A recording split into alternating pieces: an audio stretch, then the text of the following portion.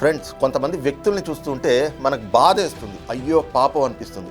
అలాంటి వాళ్ళలో నాకైతే ఈ సునీతా రెడ్డి గారు నిన్న వైఎస్ వివేకానంద రెడ్డి గారి 75వ జయంతట. నాన్న బతుకుంటుంటే ఆయన 75వ పుట్టినరోజుని ఆయనతో కలిసి చాలా గ్రాండ్గా జరుపుకునే వాళ్ళం అని చెప్పి ఆవిడ బాధతో చెప్తున్న మాటలు వింటే గుండె బరువెక్కిపోతా ఉంది. ఈరోజు వైఎస్ వివేకానంద రెడ్డి గారి 75వ జయంతి. ఈరోజు బ్రతుకుంటే గ్రాండ్గా 70th బర్త్డే సెలబ్రేట్ చేసుకుంటున్నాం. కానీ ఈరోజు మన దగ్గర లేదు.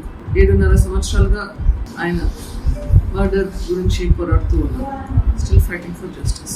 ఒకవైపు ఏమో వైఎస్ వివేకానంద రెడ్డి గారి 75వ జయంతి. ఆయన దారుణ హత్యకు గురి కాబడి ఇప్పటికి 7.5 సంవత్సరాలు. పాపం ఈ హత్య కేసులో దోషులకు శిక్ష పడాలి, తద్వారా నాకు న్యాయం జరగాలి అంటూ సునీతా రెడ్డి గారు 7.5 ఏళ్లగా ఒంటరి పోరాటం చేస్తూ ఎక్కని కోర్టు మెట్లు లేదు. సిబిఐ కోర్టు నుంచి సుప్రీం కోర్టు వరకు ఆవిడ ప్రదక్షిణలు చేస్తూనే ఉన్నారు.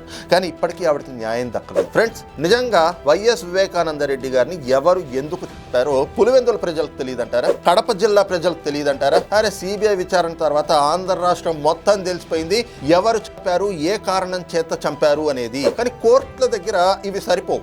కోర్టులకి సాక్ష్యాలు కావాలి, ఆధారాలు కావాలి. సరే, కోర్టులు ఈ కేసు విషయంలో స్పందిస్తున్నటువంటి తీర్పుల పైన అనేక విమర్శలు వచ్చాయి.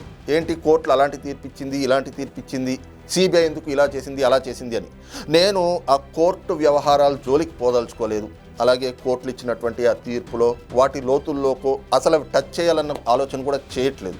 కాకపోతే ఇక్కడ ఒక సాటి మనిషిగా మరి సునీతా రెడ్డి గారు 7.5 ఏళ్లగా ఆవిడ చేస్తున్నటువంటి ఈ ఒంటరి పోరాటంలో చెప్తా ఉంటారు కదా, justice can be delayed but it cannot be denied అని చెప్పి.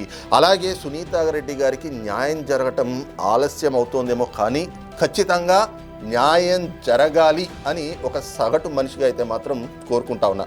మరి మీ అభిప్రాయం ఏమిటో కింద కమెంట్ చేయండి.